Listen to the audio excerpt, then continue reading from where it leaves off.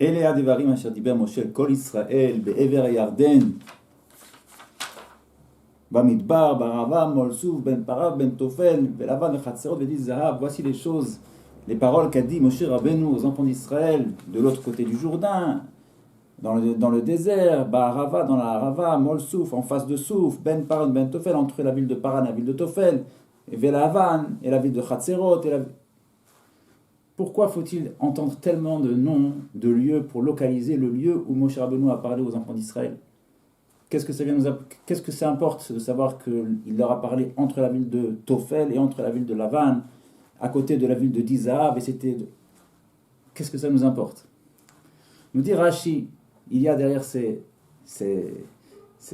mots-là qui a priori semblent superflus, pas du tout superflus, il y a derrière cela une tochacha, Moshe Rabbeinu, avant de quitter ce monde, adresse aux enfants d'Israël son regard sur l'histoire qu'ils ont eue, sur leurs fautes, sur leurs chutes, pour les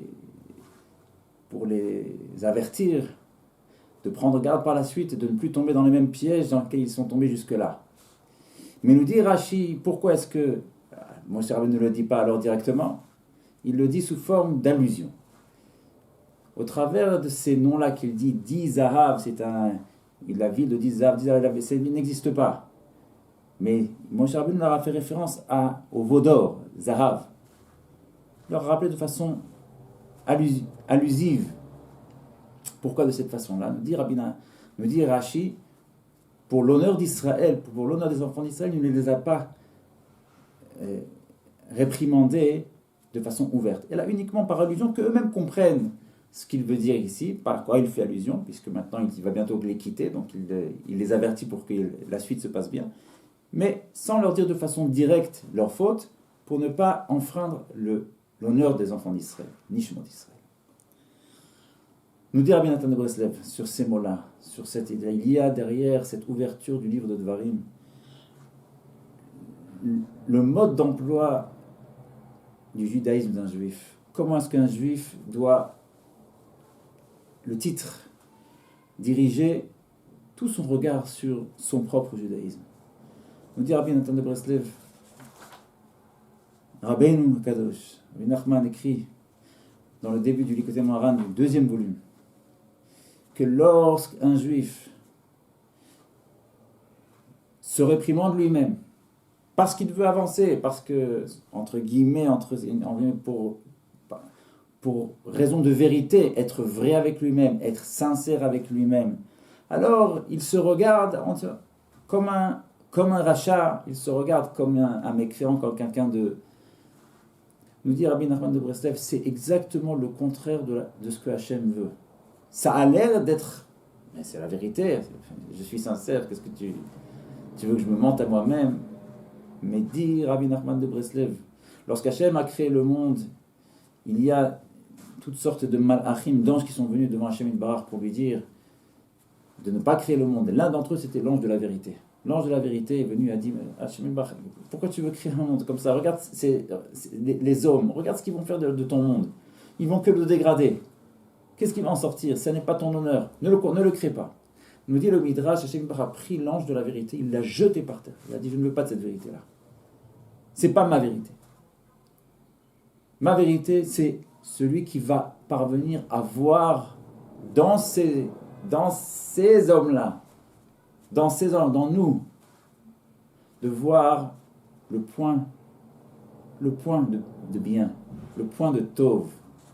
C'est ça ma vérité. Et nous dit Rabbi Nachman de Breslev, c'est vrai à l'échelle de chacun. Hachem ne veut pas de ce regard-là. Autant est-il habillé dans un habit de vérité, mais je suis sincère, je suis vrai, regarde, je fais pas ci, je fais pas ça, je fais pas ci, je fais pas ça, qu'est-ce que tu veux? Hachem prend cette vérité, comme il a pris à la création du monde cet ange, et il l'a jeté par terre, au même titre, il prend cette vérité que tu veux, et il la jette par terre, il ne la veut pas. Qu'est-ce que Hachem veut? Tochacha shemosif reach, tov. Hachem veut voir un juif, un de ses enfants, c'est vrai, qui se parle à lui-même pour avancer, mais qui se parle en éveillant en lui Reach Tov, une bonne odeur. Tochacha, se réprimander, il faut que j'avance, il faut que je fasse quelque chose. Mais de quelle façon? En disant, regarde, le fait même que tu penses à avancer, Hachem Bar déjà le voit, et est déjà fier de toi, est déjà avec toi. À coup sûr, il va t'aider. Ta volonté à elle seule, elle est déjà un immense pas. Continue avec elle. Respecte-la, regarde-la. Regarde qu'Hachem est fier de toi. Regarde qu'à coup sûr, il va t'aider. Le passé, Hachem Bar va, main dans la main, toi et lui, vous allez réparer tout.